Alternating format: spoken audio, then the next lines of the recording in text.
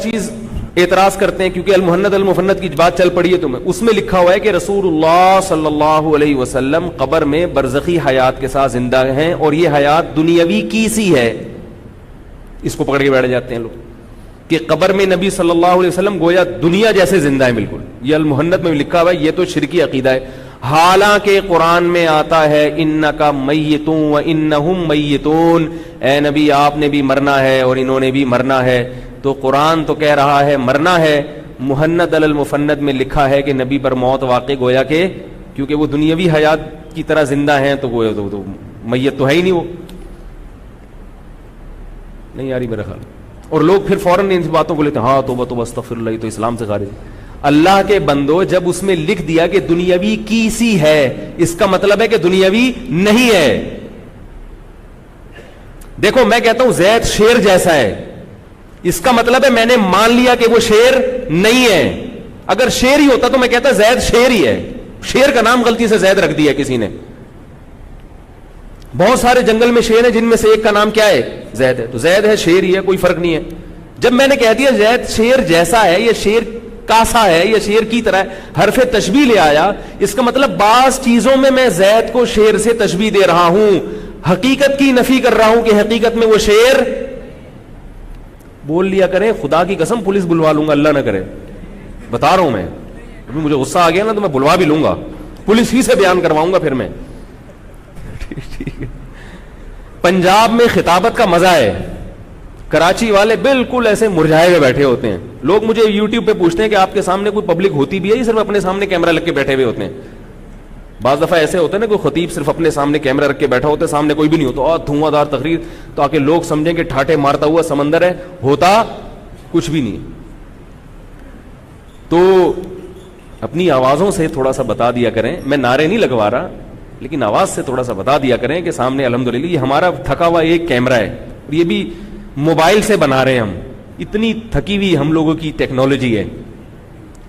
لوگ کہتے ہیں مجمع دکھائیں، وہ مجمع کی طرف گھوما نا تو اس کو 1 گھنٹہ دوبارہ سیٹ کرنے میں لگے گا. اس کو تھوڑا سا ہم نے مجمع کی طرف گھما دیا نا پبلک دکھانے کے لیے، تو یہ اسی زاویے پر جو 1 گھنٹے سے بیچارے 12 بجے سے یہاں بیٹھے ہوتے ہیں اس کی سیٹنگ میں، یہ سیٹنگ آؤٹ ہو جائے گی. پھر مجمع ہی نظر آئے گا، میں نظر نہیں آؤں گا. سمجھ رہے ہو؟ تو میں یہ عرض کر رہا تھا کہ جب کہہ دیا کہ وہ دنیاوی کی سی ہے تو تشبیہ دی جا رہی ہے، حقیقت کی نفی کی جا رہی ہے کہ دنیاوی نہیں ہے بلکہ وہ برزخی حیات ہے. سمجھ میں آ رہی ہے بات کہ نہیں آ رہی؟ اب سوال پیدا ہو پھر دنیا کی حیات سے تشبیہ تو دے دی، تو کن چیز، جب ہم کسی کو کہتے ہیں یہ شیر کی طرح ہے تو کوئی چیزیں تو شیر سے ملتی جلتی ہوں گی نا. تو اس میں یہ ہے کہ بھئی دنیاوی کی طرح کی مطلب یہ ہے کہ کچھ چیزیں ایسی ہیں جو دنیاوی حیات جیسی ہیں. ان میں ایک چیز ہے کہ دنیاوی میں جب دنیا میں حیات ہوتی ہے تو ہماری روح کا ہمارے جسم سے تعلق ہوتا ہے. تو قبر میں آپ صلی اللہ علیہ وسلم کو جو برزخی حیات ملی ہے اس حیات میں روح کا جسم سے تعلق ہے. کس نوعیت کا تعلق ہے اس کا ہمیں علم نہیں ہے، لیکن نفس سے تعلق ہے. اس پر ایک سوال پیدا ہوگا، یہ تو ہر مسلمان کی روح کا جسم سے کچھ نہ کچھ تعلق ہوتا ہے، تبھی تو عذاب قبر ہوگا، تبھی تو قبر میں ثواب ملے گا، اس کو لذت محسوس ہوتی ہے قبر میں. اس کا جواب یہ ہے کہ انبیاء کا تعلق عام لوگوں کے تعلق کی نسبت بہت طاقتور ہوتا ہے. اس کی دلیل قرآن سے ثابت ہے. قرآن مجید میں آتا ہے کہ شہداء زندہ ہوتے ہیں، مردہ نہیں ہوتے. ایک جگہ قرآن میں فرمایا وَلَا تَقُولُوا لِمَن يُقْتَلُ فِي سَبِيلِ اللَّهِ أَمْوَاتًا، کہ جو لوگ اللہ کے راستے میں قتل ہو جائیں ان کو مردہ مت کہو.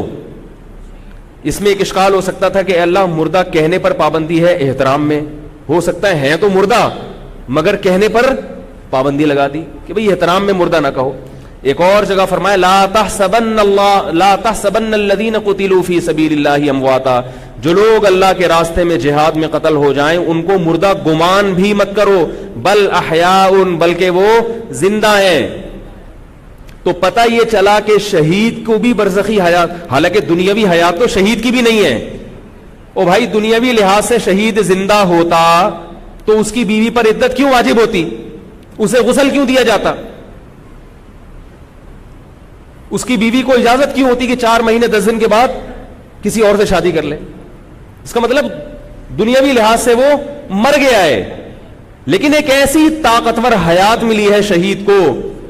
حیات کسے کہتے ہیں؟ روح کا اس جسم سے تعلق. قرآن میں آتا ہے نا اللہ یتوفی الانفس حین موتها، اللہ تمہاری روحوں کو تمہارے جسم سے کھینچ لیتا ہے موت کے وقت. تو موت نام ہے روح کے جسم سے تعلق کے ختم ہونے کا. آئی بات سمجھ میں؟ تو اب کسی کا یہ تعلق 100% ختم ہو جاتا ہے، کسی کا کم ختم ہوتا ہے. تو جتنا تعلق زیادہ ہوگا اتنی ہی حیات، بول لو بھائی جملہ مکمل کیا کرو، اتنی ہی. ابھی تو پورا تعلق ہے نا آپ لوگوں کا 100% روح جسم میں، تو ابھی تو بولنے پر کوئی پابندی نہیں ہے میرا خیال. مر جائیں گے تو پھر مسئلہ ہوگا. تو روح کا جسم سے 100% تعلق ابھی ہے، مرنے کے بعد یہ تعلق کمزور. لیکن کمزور تو ہوتا ہے، ختم نہیں ہوتا، کیونکہ احادیث میں آتا ہے کہ مردے کو قبر میں عذاب بھی ہوتا ہے اور قبر میں ثواب بھی ہوتا ہے. جب عذاب بھی ہو رہا ہے، ثواب بھی ہو رہا ہے، اسی قبر میں ہو رہا ہے، تو اس کا مطلب اس جسم سے اس کا تعلق ہے. رہا یہ مسئلہ کہ روحیں علیین میں ہوتی ہیں، قرآن میں آتا ہے نیک لوگوں کی روحیں علیین میں، برے لوگوں کی روحیں سجین میں، تو ہم اس کا بھی انکار نہیں کرتے. ہم کہتے ہیں روح علیین میں بھی ہوتی ہے مگر اس کا اس جسم سے تعلق بھی ہوتا ہے. اب آپ کو سوال ہوگا کہ یہ ایک روح 2 جگہ کیسے ہو گئی؟ یہ سوالات لوگ کرتے ہیں. تو بھائی یہ برزخ کی چیزیں ہیں، اس کو دنیا پر قیاس مت کرو. دیکھو اللہ نے برزخ کی زندگی کو موت سے تشبیہ دی ہے، نیند سے تشبیہ دی ہے. نیند سے، نیند میں آپ کی روح کہاں کہاں بھٹکتی ہے، لیکن ساتھ میں اس کا اس جسم سے تعلق برقرار رہتا ہے. آپ امریکہ میں بھی ہوتے ہو مگر اپنے بستر پہ بھی ہوتے ہو. روح آپ کی امریکہ میں ہوتی ہے مگر اس کا تعلق اسی بستر سے ہوتا ہے. اب آپ کہہ سکتے ہو وہ امریکہ یہ والا امریکہ تھوڑی ہے، تو وہ عالم برزخ کا امریکہ ہے نا. تو ہم بھی کہہ رہے ہیں علیین کہاں ہے؟ عالم برزخ کا علیین ہے. روح عالم برزخ کے علیین میں بھی ہوتی ہے. شہداء کی روح پرندوں کے پیٹ میں جنت میں بھی ہوتی ہے مگر اس کا اس جسم سے تعلق ختم نہیں ہوتا.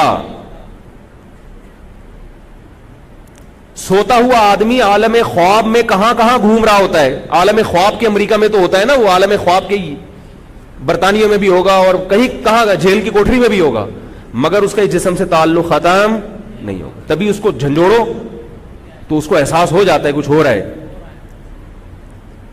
تو اسی طرح مرنے کے بعد عالم خواب نہیں ہے بلکہ عالم برزخ ہے، جس کو قرآن نے تشبیہ دی ہے عالم خواب سے. تو اس میں روح علیین میں بھی ہوتی ہے مگر اس کا اس قبر سے تعلق رہتا ہے. اب جس کا جتنا زیادہ تعلق ہوگا اس پر حیات کا اطلاق اتنا ہی زیادہ ہوگا. عام مردوں کا تعلق کمزور ہوتا ہے اس لیے ان کو زندہ نہیں کہا جاتا. شہداء کا تعلق اپنے جسم سے زیادہ ہوتا ہے اس لیے قرآن نے نہ صرف یہ کہ زندہ کہا بلکہ مردہ سمجھنے پر پابندی لگا دی. اب بتاؤ شہداء کا مقام زیادہ ہے یا پیغمبروں کا زیادہ ہے؟ شہداء کا مقام سے تو پیغمبر کا مقام زیادہ ہوتا ہے. تو پیغمبر کا کی جو روح ہے اس کا جسم سے تعلق اور زیادہ طاقتور ہوتا ہے. سمجھ میں آ رہی ہے بات کہ نہیں آ رہی؟ اور زیادہ طاقتور ہوتا ہے. باقی اس کی پوری کیفیات ہمیں معلوم نہیں ہے اور اتنی گہرائی میں جانے کی چندہ ضرورت بھی نہیں ہے. اتنا عقیدہ رکھنا ضروری ہے. آگے اس پر کیا آثار مرتب ہوتے ہیں، کیا ہوتا ہے، چھوڑو ان میں کیا رکھا. سوال کسی نے پوچھا ہے عقیدہ حیاتی اور مماتی واضح دلائل سے فرما دیں. وہ بھائی اتنا ہے کہ نبی صلی اللہ علیہ وسلم اپنی قبر اطہر میں آپ صلی اللہ علیہ وسلم کو ایک خاص قسم کی حیات ملی ہے جس کا ہمیں ادراک نہیں ہے. اور آپ صلی اللہ علیہ وسلم وہ برزخی حیات ہے، دنیاوی نہیں ہے. اور نبی صلی اللہ علیہ وسلم کی جو روح ہے اس کا اس جسد اطہر سے تعلق بھی ہے جو قبر مبارک میں جسد ہے. کس نوعیت کا تعلق ہے یہ بھی ہمیں معلوم نہیں ہے. دنیا کے لحاظ سے آپ دنیا سے جا چکے ہیں، آپ صلی اللہ علیہ وسلم کو غسل دیا گیا اور آپ صلی اللہ علیہ وسلم کو دفنایا گیا. آپ کی بیویوں نے عدت گزاری ہے. آپ کی وراثت تقسیم نہیں ہوئی کیونکہ انبیاء کی وراثت تقسیم نہیں ہوتی. سمجھ رہے ہیں؟ تو دنیا کے لحاظ سے آپ صلی اللہ علیہ وسلم پر وفات ہوئی ہے، موت واقع ہوئی ہے. قرآن کہہ رہا ہے انک میتن، اے نبی آپ نے بھی مرنا ہے، وانہم میتون، انہوں نے بھی مرنا ہے. تو آپ پر بھی موت واقع ہوگی, ان پر بھی موت واقع ہوگی. تو قرآن نے بتایا ہے کل نفس ذائقۃ الموت, ہر نفس نے موت کا ذائقہ چکھنا ہے. تو نبی بھی انسان تھے, بشر تھے, آپ نے بھی موت کا ذائقہ چکھا ہے. لیکن مرنے کے بعد, دنیا سے جانے کے بعد, آپ صلی اللہ علیہ وسلم کو قبر مبارک میں ایک خاص قسم کی حیات دی گئی ہے جو شہداء کو بھی ملتی ہے. قرآن کہتے ہیں نا شہداء بھی زندہ ہیں, تو ظاہر عام میتوں سے ہٹ کر ان کو کوئی خاص قسم کی حیات ملتی ہے, تبھی تو زندہ کہا ہے. تو اور جیسے شہداء کا اسی جسم سے کچھ نہ کچھ تعلق رہتا ہے. یہ تو بہت سارے واقعات ہیں. حضرت حمزہ رضی اللہ تعالیٰ عنہ جو شہید ہوئے, نبی صلی اللہ علیہ وسلم کے چچا حضرت حمزہ, تو جہاں شہادت کے بعد ان کی قبر بنائی گئی آج وہاں نہیں ہے, کیونکہ وہاں سیلاب آ رہا تھا.